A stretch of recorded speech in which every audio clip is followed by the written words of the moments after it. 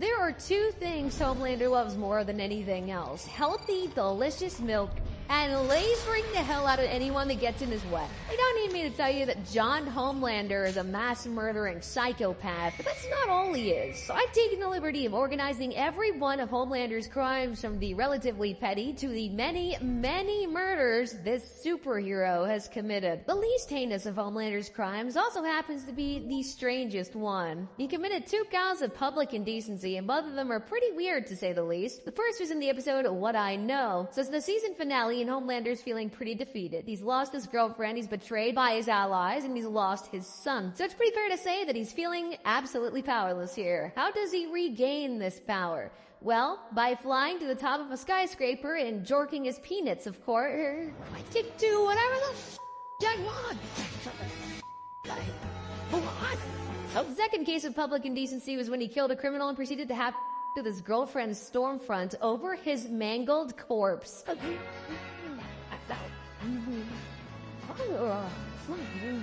I'm gonna go into a lot more detail about that one later, trust me. It's exactly as wild as it sounds. For now, he's looking at 2 counts of public indecency. That's 2 years in prison and $2,000 in fines. But believe me, also, it's gonna get a whole lot worse than this. Homelander has done some truly, truly heinous acts. But one of the worst things he has ever done ended up turning Butcher from a relatively well-adjusted man to a super-hating maniac, happy enough to rip any beat-up human to shreds. Literally.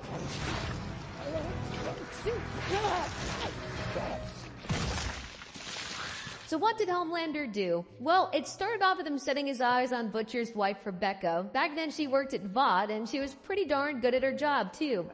Becca. New Senior Director, Digital Marketing. How did you know? I have my sources. Your name tag.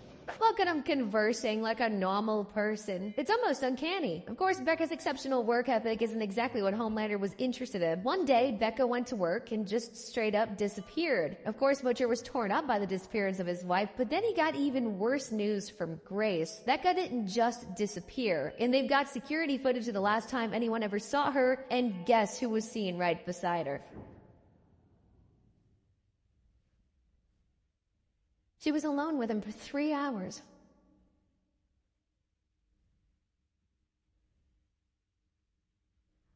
He assaulted Butcher's wife. Although he wasn't responsible for her disappearance, he was responsible for her getting pregnant with Ryan. More on him later. Frankly, she's lucky to have survived that encounter. Homelander, though, he's looking at 10 more years in prison. There are 2 crimes Homelander just loves to commit here. If he's not murdering someone, he's beating them up, or at the very least, threatening to beat them up. We're gonna go through Homelander's many acts of assault and battery, because when it comes to Homelander, pretty much anyone can catch those hands. Like Blindpot, for example, a handy-capable soup that wanted to join the 7.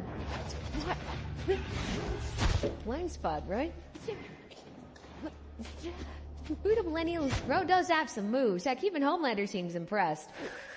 Wow, that's impressive. Can I just say, that is amazing. You are a true hero. Not because of what you do for a job, because of what you've overcome. Yeah, you're starting to sound a bit too impressed. A blind guy fighting crime with super hearing? Hey, I mean, that's super cool to me. Shame Homelander doesn't actually think so. What happens if, I don't know, I do this?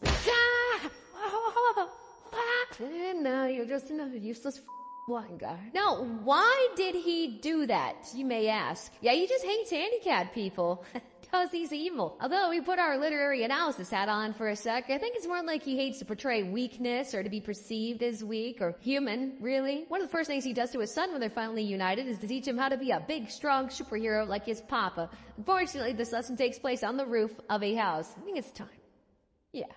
You ready? Ready for what? To jump? Want me to add a tiny bit of context here? Up until a few days ago, Ryan didn't even know he had superpowers. He didn't even know his dad was Homelander. So asking this little boy to jump from a roof is simply put, insane. And of course he reacted like any normal kid would. I can't fly. Promise you can. Dad, please don't make me jump. Look at this dude, he's terrified. Rightfully so, he's standing next to a bona fide psycho. And just look at how Homelander reacts. Buddy, you called me dad.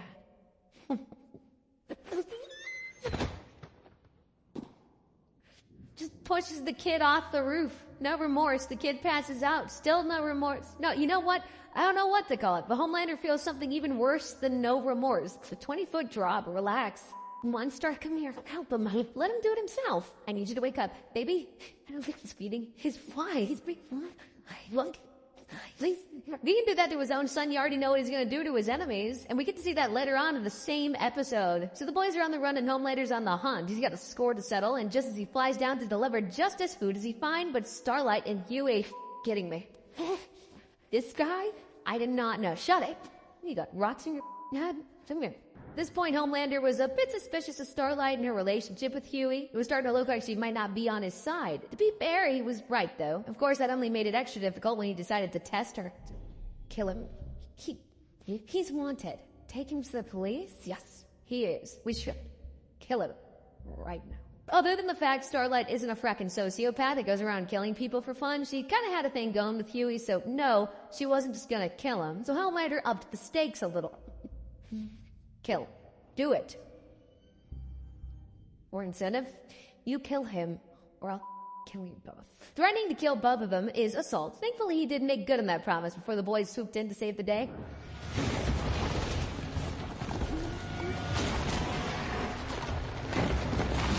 They all get away, and boy, Homelander isn't happy. By the time the next episode rolls around, Starlight finds herself in a very unenviable position. Stuck inside an elevator with a pissed-off Homelander. You've begged me to spare your life. I gave you a second chance. You failed me. Cat was just a little bit out of the bag at this point. Starlight, not brutally murdering Huey, made her look pretty sus, and as you're gonna learn, if you seem even a little bit suspicious to Homelander, he will not hesitate to end your life right then and there. No more lies. Go ahead and scream. Homelander gets real close to dipping his hand in her stomach and playing with her organs when Starlight pulls out some next-level acting, almost like her life is on the line or something. Huey Campbell broke my heart, and part of me wants to blast his face off. I'm not with him. She convinces Homelander not to eviscerate her right then and there. Very impressive. As you can imagine, this was hardly the only instance of 7-on-7 violence, though. Let's not forget, out of everything, Homelander is a lot of things, but first and foremost, he's a bully. And if he's having a bad day, he will make it your problem. That's how A-Train found himself in his own unenviable situation, and all he did was just walk past Homelander. Shake Shack? Oh, you want to go grab a pee? Oh, no, thank you, though. A-Chain was just enjoying his drink and minding his own business when Homelander decided to do what Homelander does best. Guess you wanted to cram in as much fat as possible, huh? Did I do something wrong? Shoving back 24 cupcakes in the break room? Hey, man. Dang, body shaming a soup is crazy work. A-Train even tries to explain himself, but when you want to bully, you gonna bully. No, you're just eating your feelings, making us look ridiculous. Fastest marijuana, what a joke. What did you say? Uh-oh, you really don't want to be whispering any insults near this guy, super hearing and all that. What? I'm sorry. I'm sorry. I didn't mean it. I'm just sorry. Talk about a toxic work environment. I almost feel bad for A-Train. Almost. Although my personal favorite bit of friendly fire is what Homelander did to the Deep. See, Kevin here has a unique relationship with marine life, kind of like Aquaman. He can communicate with them. Unlike Aquaman, though, the Deep here does a little bit more than talk to his fishy friends. What the shit? Now what it looks like. What are you doing here? Yeah, he likes to get freaky with fishies, with the octopi specifically. But bestiality is hardly the worst thing the Deep has done. In fact, it was doing one of those terrible things that got him kicked out of the 7 in the first place. After he manages to get back in, Homelander decides to teach him a lesson so he never steps out of line again. He serves him up an old friend. He's Timothy. Oh my god, he's my friend. I can't eat him, I'm not gonna eat him. Oh, yes, you're gonna. Timothy is delicious. Poor Timothy, man. Forced to be a pawn in another man's games. Of course, Timothy understands what's going on and does not want to die. Just kid. Is he gonna do it? Is he gonna do it? I mean, this is the Deep we're talking about. He has absolutely no spine whatsoever. He goes, bang.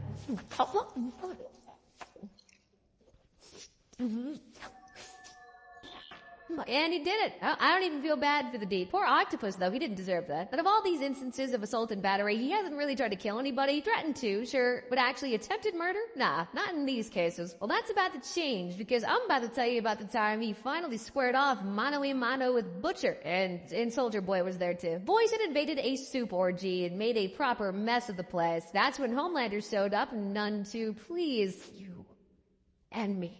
It's cheating. Deals off.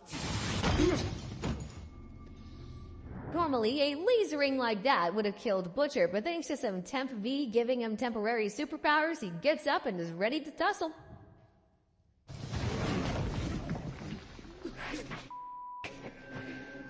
They throw hands very violently. Faces are punched, laser beams fly. They start to get the better of Homelander, too. Do it!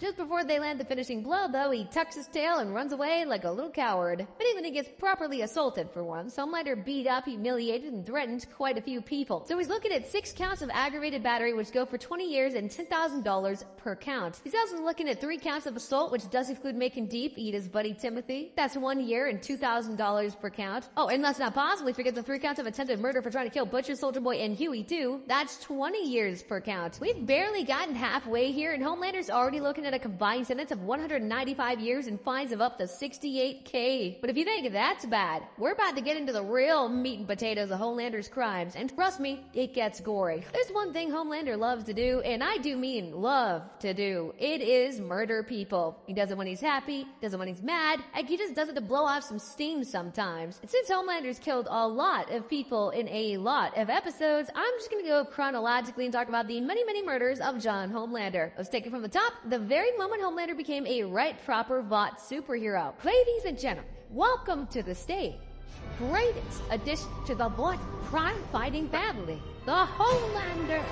Look at him all bright-eyed and bushy-tailed. You wouldn't even guess the kind of mass murderer he turned into. So Homelander is introduced as the latest and greatest superhero, and what do superheroes do best? Well, they save people, or at least optimally, and he's got the perfect chance to do just that. Operation Front. I've taken 8 hostages. The hostages are said to all be Crew's chemical managers' hostage situation. Not exactly the kind of mission you go in guns a-blazing, but I'm sure Homelander can handle it. Excuse me, ma'am. But you'll need to stay here until the authorities arrive. Actually starts handling it pretty well. No lost limbs or anything. Takes down the hostage takers and disables their weapons. But they aren't done fighting yet, and that's when Homelander makes a very stupid mistake. You know, it's hard to hold a gun when it's 500 degrees. Oh, you idiot. It looks...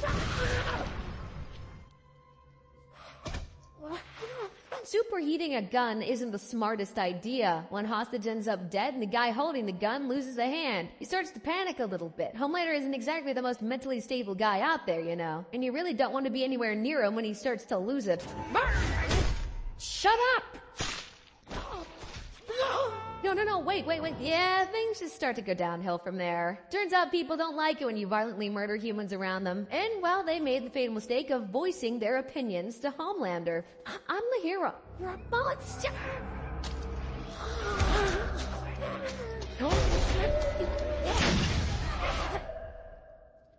Goes crazy and kills almost everyone in the room, leaving but only one survivor. That's when Black Noir shows up and things get complicated, if they weren't already. Homelander thinks Noir is gonna snitch, and he's not about to lose his spot as a superhero already. Perfect. If you're gonna use this to get rid of me, keep your spot as Vought's #1 hero, well, that's not gonna happen. I'm not gonna let anyone else take my future away for sure.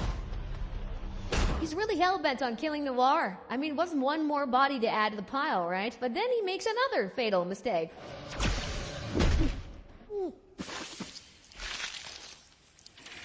Somehow, despite all this, that single hostage manages to survive. She crawls through the rubble, clinging on for dear life, till she meets what she thought was a real superhero.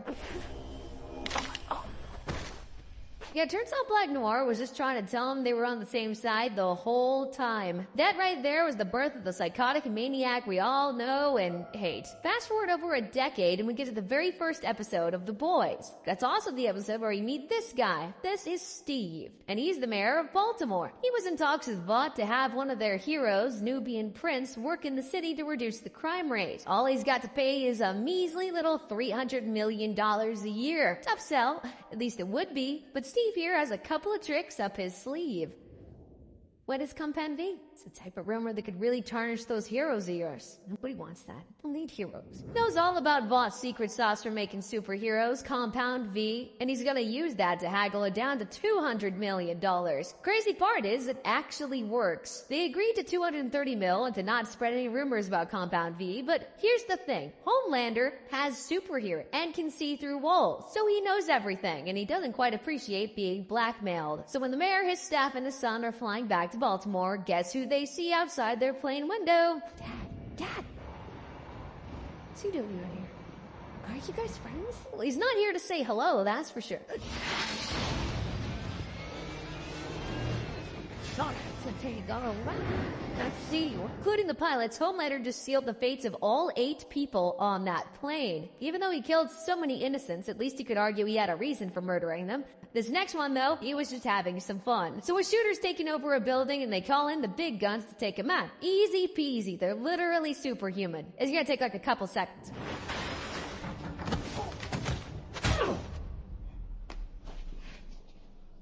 It does. But then Homelander gets carried away.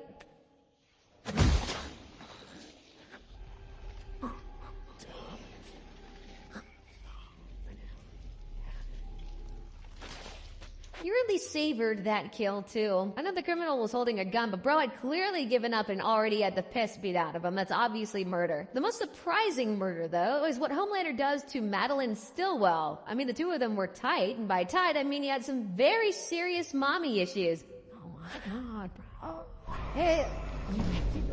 Yeah, and he really liked your breast milk, but he doesn't really like those being lied to. Even though Madeline's been there with him from the start, when he found out that she had been lying to him about the death of Becca Butcher, the woman he and his son Ryan, was not happy.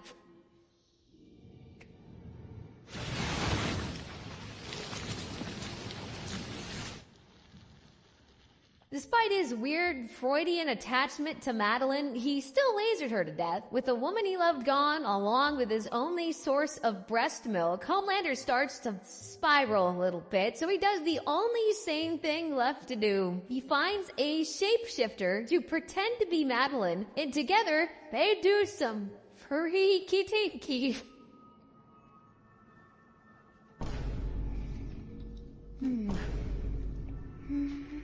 Then Homelander starts to go on a whole character arc about not needing everyone to love him, just himself. But here's where the problem comes in. The shapeshifter thinks it's a good idea to do this.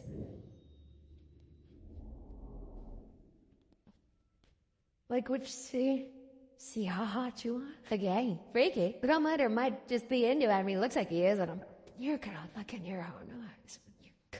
It's not even gay. It's getting yourself. That is not how it works. It would be very gay, or it would be some new kind of... These are the questions we must ask ourselves, people. I think everything would have been fine, but the shapeshifter started prattling on about how much Homelander loves being loved, which is exactly the last thing he wanted to hear, especially from someone who looks exactly like himself. I don't need anyone. I don't need you. Regular people aren't this homicidal during the self-development process, but then again, Homelander isn't regular people. In fact, he considers killing people like stepping on a big roach filled with blood. It's meaningless, but leaves behind a big mess to clean up. Like the time he saved a village from a super terrorist.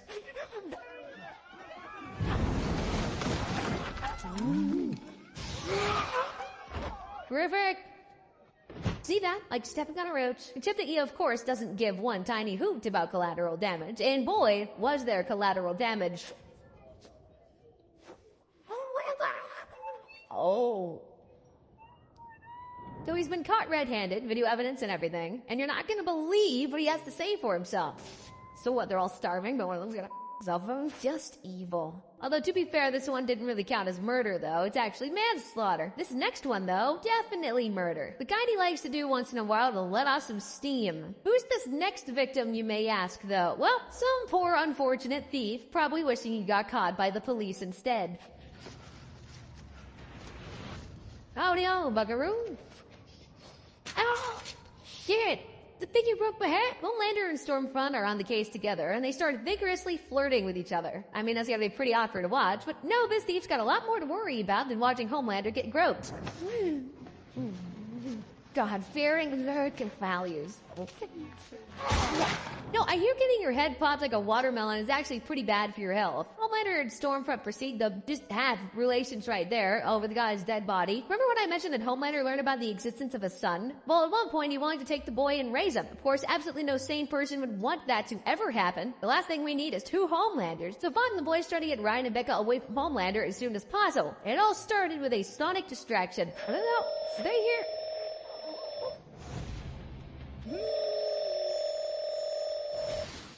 They swoop in and pick up the kid, but by the time Homelander gets back, there are still a few unfortunate operatives left behind. Where is my son? I'm not even sure why they bother holding up those guns. Like, you might as well walk around with jugs of milk. Maybe he'd spare their lives first.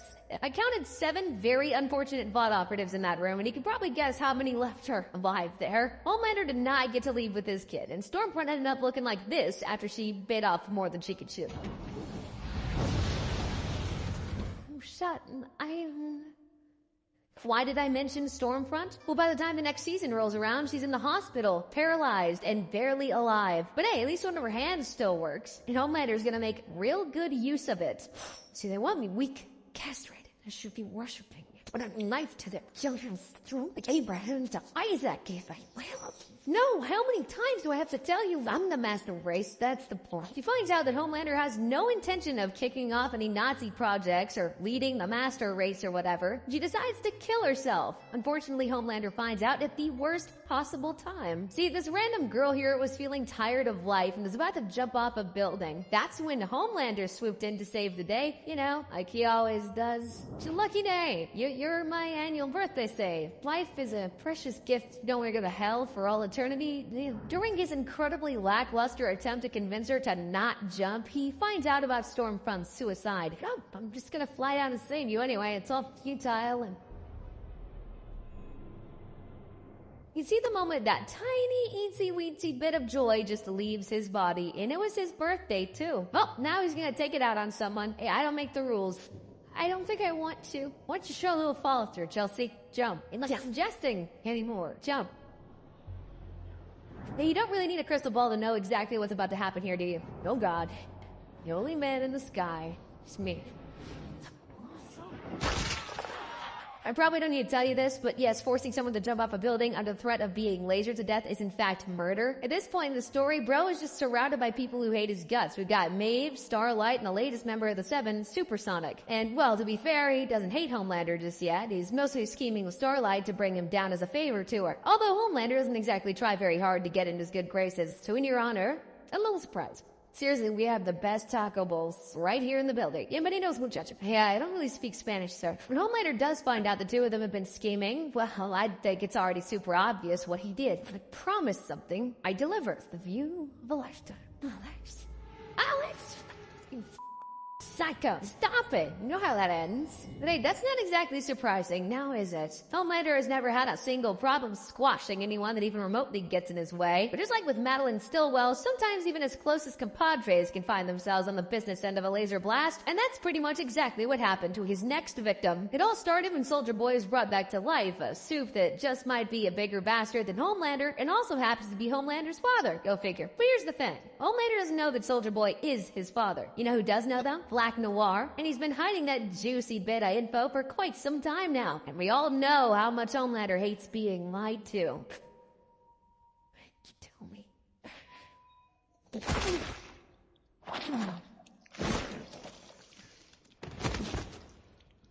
Enough to punch a hole in his oldest friend. Maybe friend is a strong word. Let's go with teammate. Despite losing Black Noir by the end of the season, things are going pretty well for Homelander. Relatively well, at least. He's got his son back, but now he's got an even shorter fuse, and you really don't want to be the guy that pisses him off, like this unfortunate protester.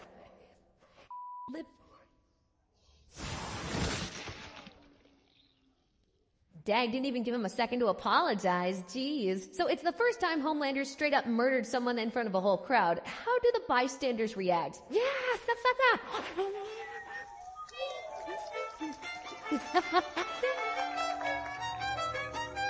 They fracking cheer. The bloodthirsty maniacs. That right there was the start of his fanatical following of certified Homelander glazers. By the time the next season rolls around, he teams up with Sage, the smartest person in the world, and together they plan on upending the very fabric of society. They're gonna use members of his fan club to do it. Like these three poor schmucks who get lured into a secret meeting with the man himself. I just wanted to personally say thank you for your devotion and your sacrifice.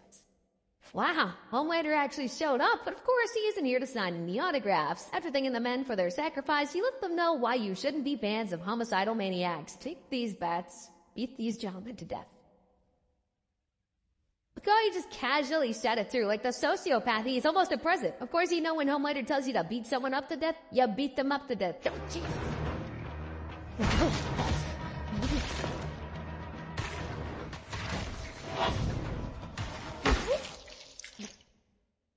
I think the Deep enjoyed swinging that bat a little too much. Now, I know what you're thinking. Homelander didn't even swing the bat. There's no way no, it's still murder. He doesn't have to physically hit them to be charged with it. A-Train didn't love bashing in the skulls of innocent people, though, so he started to waver a bit. Lost a bit of loyalty towards Homelander and started helping out the boys here and there. Didn't take Homelander long to figure out there was a leak on the inside and they needed to plug it. Unfortunately, one particular employee was looking mighty suspicious. He made a phone call to the Starlight House within the past month.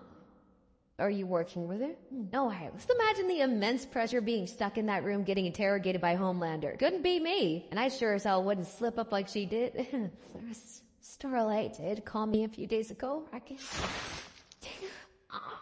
She confessed, leak plugged. Remind me again why anyone still works at Vought? Ain't no way you can have a worse boss than Homelander. The benefits can't be that good. Who am I kidding? Pretty much nowhere is safe as long as there's soups around. Remember when I mentioned Homelander's complete and utter disregard for collateral damage? Well, we get to see that on full display once again. Homelander, Sage, and Newman are having a secret meeting. The boys are there to do a bit of strategic eavesdropping. But then Huey starts to drop a little bit more than eaves.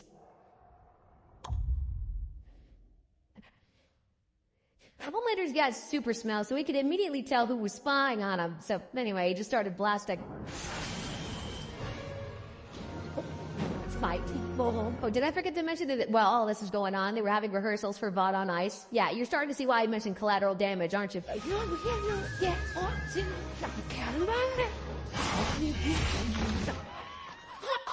This is why you don't blast lasers in a crowded skating rink. Of course, watching someone get sliced in half causes everyone to panic. No, get the out of here.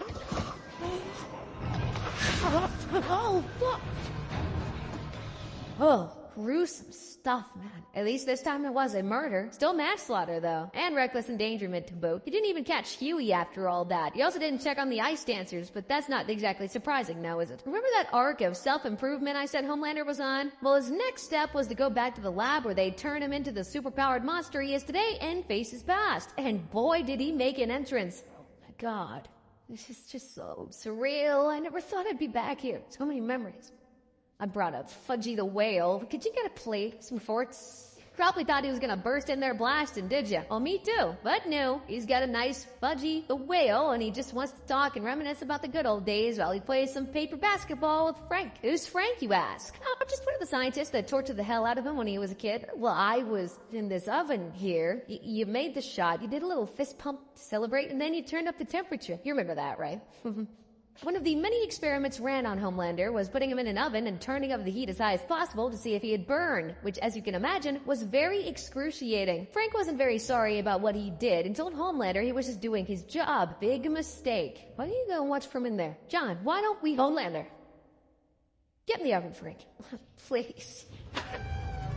Get in the oven or your family goes in with you. So Frank pops in that oven. Does he pop out?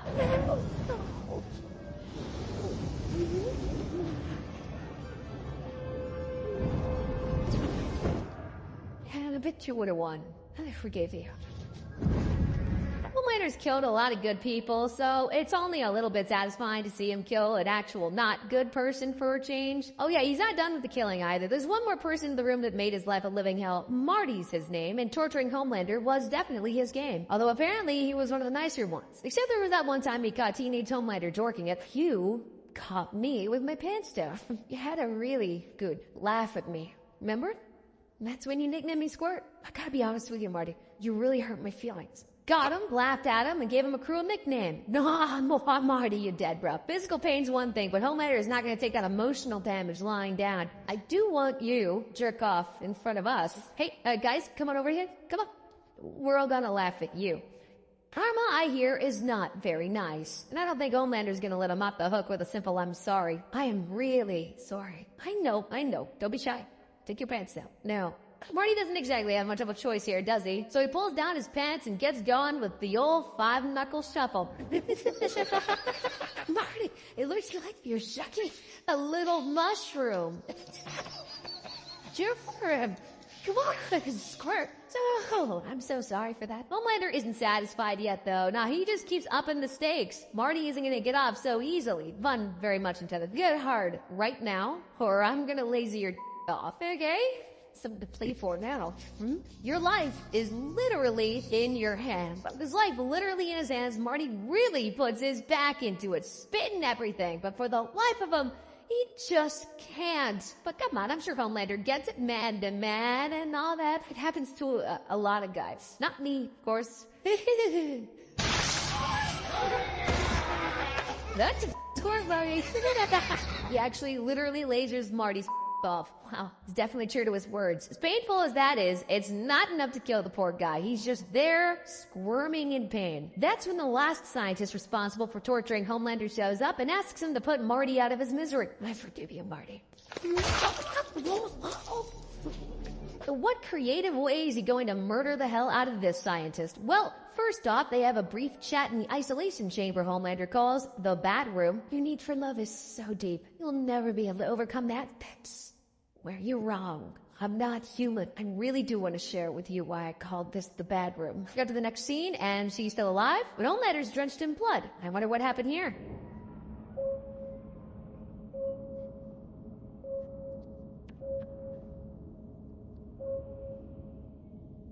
Killed all 7 of the scientists in the room and locked her up with her mangled remains. I guess when you're getting revenge, you just gotta go all out. After that little excursion to tie up some loose ends from his past, Homelander goes back to hunting for the leak in Vought, and apparently he's found him. We might plug it. Yeah. The leak is from none other than Cameron Coleman, the reporter who's been in Vought's pocket the whole time. Of course, the actual leak is A-Train, but Ashley set Coleman up partially to throw the scent off A-Train and partially because Coleman had just broken up with her. Considering what Homelander did to the last person he thought was a leak, things are looking pretty bleak for Coleman. I'm still gonna your wife tonight.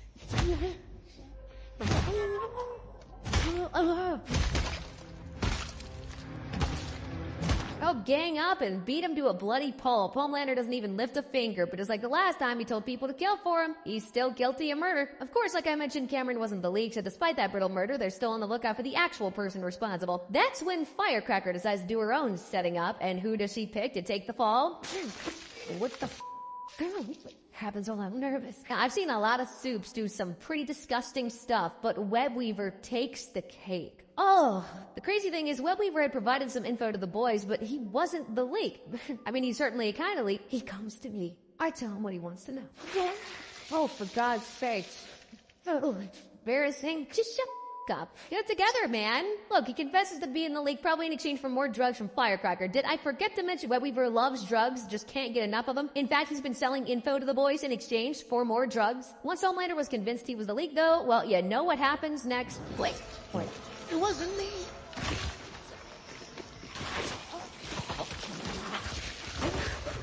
Easily the most disgusting murder so far. By the next episode, Homelander shifts things into high gear and decides it's time to finally get his plans to dominate the country moving. But before he does, though, he needs to take care of all of his enemies and even his allies that just might turn on him. Anyone that has damaging information on me.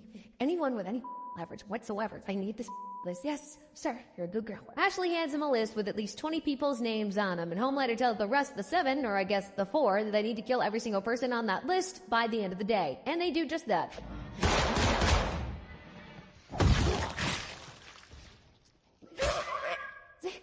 This is Ashley. They even kill other Ashley. She wasn't even on the list. So that's 21 more murders Homelander is directly responsible for. Told you he was a mass murdering maniac. This total kill count comes in at a staggering 65 deaths with a minimum sentence of 25 years. That's 1,500 years in prison for his crimes. But that's not even all. He's also looking at 2 counts of manslaughter. That's 40 years right there. 1 account of attempted murder. That's 20 more years. 2 counts of malicious mischief for destroying that factory and shooting that plane out of the sky. That's 20 years and $40,000. Then we got 1 count of reckless endangerment. That's $10,000 and 2 years imprisonment. Oh, and let's not forget that 1 count of sexual coercion for making Marty jerk off in front of everyone. That's 10 years and $10,000. Together for this section alone, he's looking at 1,592 years in prison and $50,000 in fines. Yet despite all of that, that isn't even his worst crime. He's still got higher sentences coming. Here's a crime you've probably never heard of before: depraved indifference homicide. Leave it to Homelander to commit the kind of crimes you only find at the back of the books. So what did he do? Well, it's more like what he didn't do. So a plane's been hijacked by a bunch of terrorists, and Homelander and Maeve swoop in to save the day. Despite their abysmal track record for saving lives, things actually start off going pretty well.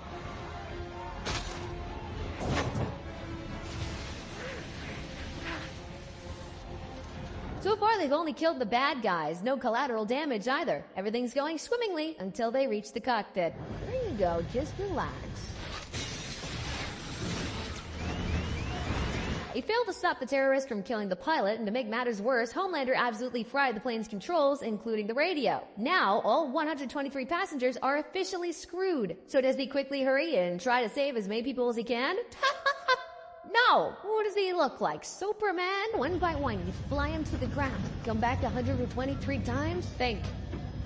We're done here. I can't be bothered trying to save as many people as possible, so he just slowly walks through the aisle pretending he's gonna save their lives while he makes his way to the back of the plane. Maeve, on the other hand, still has some sort of a conscience left and tries to help. What? So they could tell the world that we left the rest of them to die? You stay back. He's staying up. How amazing you got, damn it. Stay back. After threatening to kill them all himself, he takes Maeve and dips. And by dips, I mean he just flies there and watches the plane plummet.